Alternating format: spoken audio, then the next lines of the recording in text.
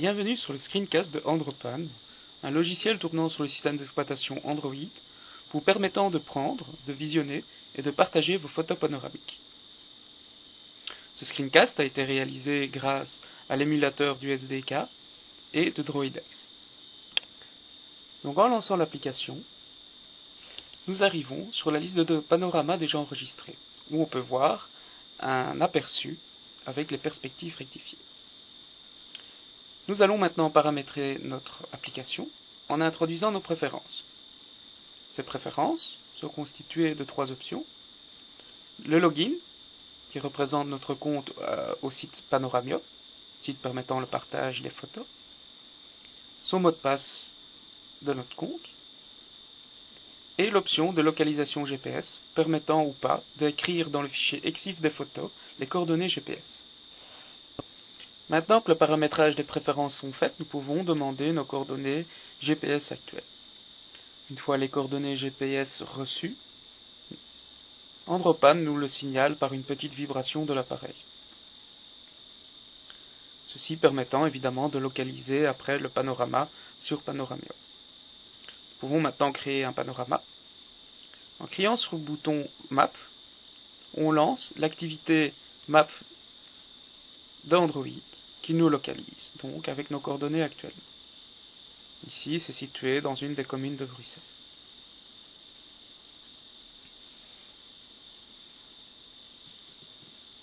En utilisant le service Reverse Localisation de Google, nous pouvons obtenir la localité actuelle où nous nous trouvons, ou alors l'introduire manuellement au clavier, localité qui sera utilisée pour nommer nos photos. Voilà donc l'activité pour prendre les photos qui est lancée. Dès que les coordonnées sont mises à jour, nous recevons une petite vibration. Pour prendre les photos, nous appuyons sur le bouton menu. Si la photo est acceptée, elle sera mise en surexposition sur l'autre, et donc il faudra aligner les deux photos, et surtout la zone se situant entre les deux barres vertes. À chaque fois, il nous est demandé si on veut conserver la photo. Voilà, donc on aligne la zone verte. Ici, la prévisualisation n'est pas correcte, donc on l'annule. Et donc, nous prenons nos photos, une à une, jusqu'à 10 plus ou moins, pour avoir un panorama de 360 degrés. Donc on peut voir que notre panorama est rajouté à la liste. On va le visualiser. Et donc nous arriverons dans la présentation 2D du panorama, où les photos sont mises dans une galerie. Elles sont réduites et collées les unes aux autres, afin de nous fournir donc notre panorama 360 degrés. On peut voir qu'il y a des problèmes d'alignement dus aux perspectives. Nous pouvons visualiser notre panorama grâce à l'OpenGL d'une façon à corriger ces erreurs de perspective en plaquant les photos sur un polyèdre. Voilà. Et donc, ici, nous pouvons voir à nouveau notre panorama de droite à gauche avec les images collées. Et ici, on peut voir l'alignement des briques correctement fait. Un petit décalage se fait sur la première et la dernière photo, vu que toutes les photos n'ont pas été prises horizontalement. On peut donc zoomer dedans, zoomer out, afin d'avoir une vision à 120, 180 degrés. Tel que ici.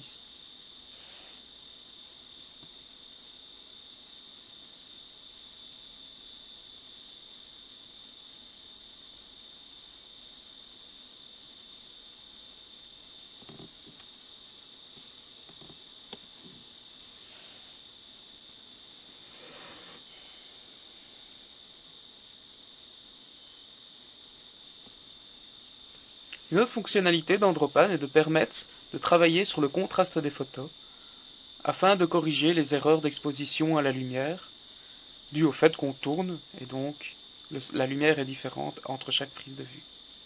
En sélectionnant la photo, ici, on peut voir qu'il y a une différence de contraste entre la première et la deuxième. En appuyant sur le bouton de la molette vers le haut, on voit que nous assombrissons la photo afin que le lien entre les deux photos est plus correct. Pour sauvegarder le résultat, nous appuyons donc sur le bouton central de la molette. Ceci va modifier la photo.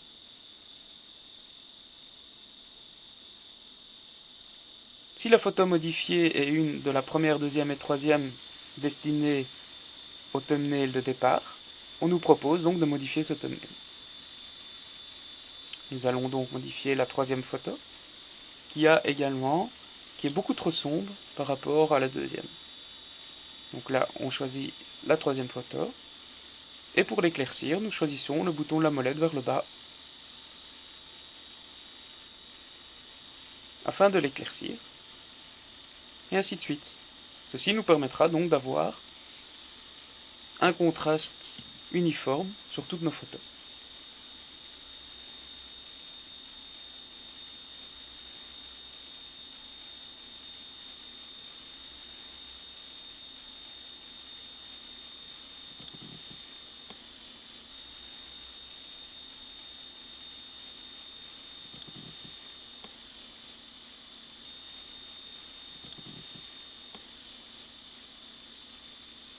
On peut voir maintenant un résultat correct, donc dans la liste de panorama, avec un contraste uniforme. Maintenant, nous allons envoyer notre panorama sur Panoramio. Donc ici, nous choisissons d'envoyer une composition des 5 photos sur le site. Donc Andropan suggère de coller les photos les unes aux autres et de l'envoyer sur le site. Compte défini dans les préférences. Ceci prend un peu de temps étant donné qu'on envoie une photo de plus ou moins 800K.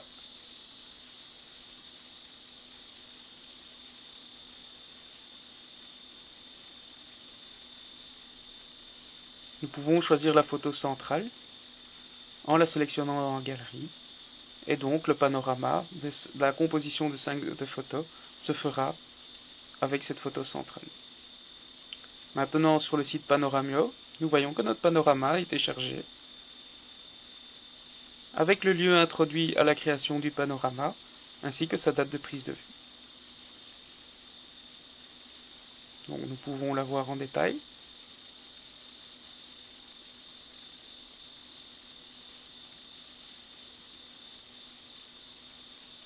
Voilà, et donc on voit bien la composition des 5 photos. Donc la première est rognée sur sa droite, la deuxième, troisième et quatrième sont rognées sur la droite et la gauche, et la cinquième est rognée sur sa gauche. Ce qui nous donne plus ou moins une vision à 180 degrés. On peut voir que lors de l'envoi de cette photo, les coordonnées GPS ont été également fournies au site Panoramio, afin donc de géolocaliser ce panorama.